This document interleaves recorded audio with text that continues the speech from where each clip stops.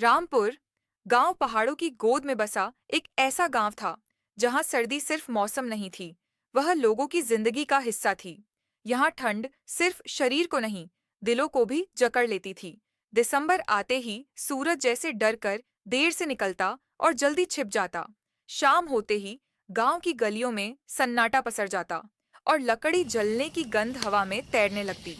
गांव के बुजुर्ग अक्सर आग के चारों ओर बैठकर कहते, ये जंगल खाली नहीं है, ठंड के साथ कुछ और भी जागता है।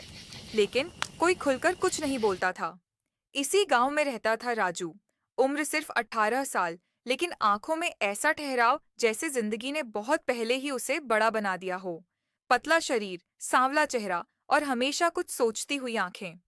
राजू के पिता हरि सिंह 10 साल पहले एक भयानक ठंडी रात में जंगल गए थे। उस रात बर्फ गिर रही थी। हवाएं घर की दीवारों से टकराकर अजीब आवाजें कर रही थीं। जाते वक्त उन्होंने राजू के सिर पर हाथ रखा था। राजू, मैं जल्दी लौट आऊंगा। अगर देर हो जाए तो डरना मत। मर्द डर से नहीं, जिम्मेदारी से पहचाना जाता है। राजू ने उस वक्त सिर हिलाया था। उसे क्या पता था कि वो आखिरी बार अपने पिता की आवाज सुन रहा है। उस रात के बाद हरि सिंह कभी वापस नहीं आए। शुरू में गांव वालों ने खोज की, फिर खोज धीमी हुई, फिर बंद।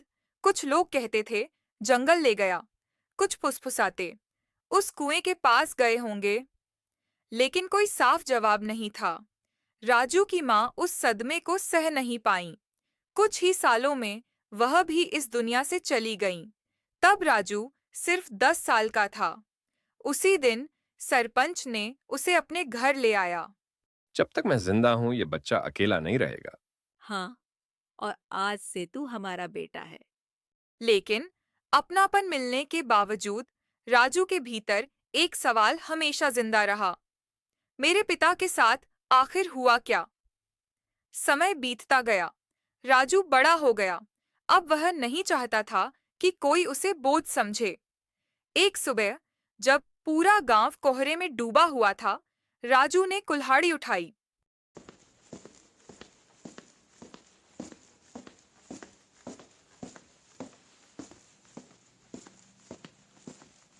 जंगल ठंडा है बेटा, अकेले मत जा। अगर अब नहीं गया तो कभी नहीं जाऊंगा। सरपंच कुछ कहना चाहते थे, लेकिन चुप रह गए। राजू जंगल की ओर चल पड़ा। जैसे ही वह जंगल में घुसा, हवा बदल गई। यह ठंड अलग थी, गीली, भारी और डरावनी। पेड़ों की टहनियों पर बर्फ जमी थी। हर कदम पर चर्र चर्र की आवाज आती। राजू खुद से बोला।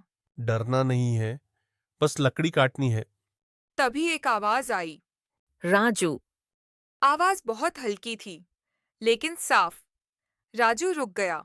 कौन है? हवा थम गई। एक सूखी डाल पर एक असामान्य रूप से बड़ी कोयल बैठी थी। उसकी आंखें चमक रही थीं। डर मत राजू, मैं तुम्हें बहुत समय से देख रही हूँ। राजू का दिल जोर से धड़कने लगा। तुम बोल कैसे रही हो? क्योंकि मैं वो हूँ जो इस जंगल का सच जानती हूँ। राजू पीछे हटा। मैं घर जा रहा हूँ। अगर चले गए तो अपने पिता का सच कभी नहीं जान पाओगे। राजू के कदम रुक गए। मेरे पिता? हाँ, तुम्हारे पिता हरि सिंह अब भी जिंदा है। झूठ। सब कहते हैं वो मर चुके हैं। सब सच नहीं जानते राजू। ठंडी हवा और तेज हो गई। राजू कुछ पल तक वहीं जड़ होकर खड़ा रहा। जंगल अचानक बहुत शांत हो गया था, जैसे हर पेड़, हर पत्ता उसकी सांसों को गिन रहा हो। अगर तुम झूठ बोल रही हो तो मैं अभी चला जाऊंगा। कोयल ने अपने पंख हल्के से फड़फड़ाए।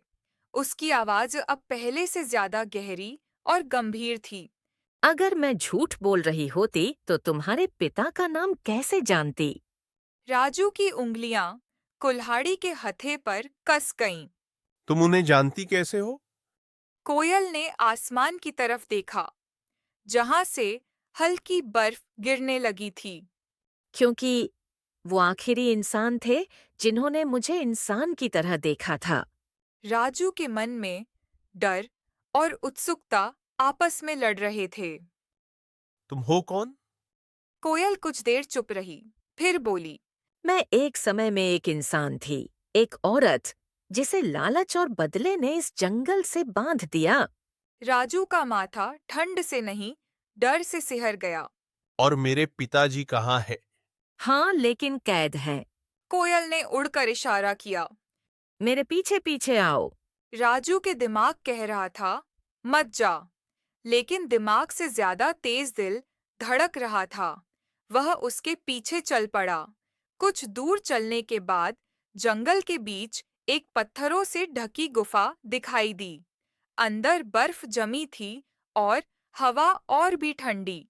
कोयल अंदर गई और बोली, डर मत राजू, तेरे पिता भी इसी गुफा के अंदर है।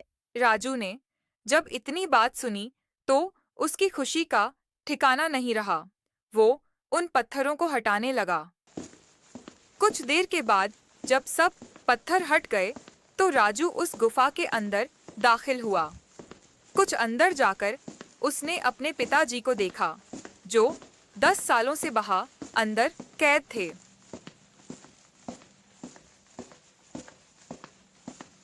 राजू के पिता ने बताया कि सरपंच ने ही उन्हें यहाँ पर कैद कर बाया था और वो ही मुझे भोजन लाकर देता था।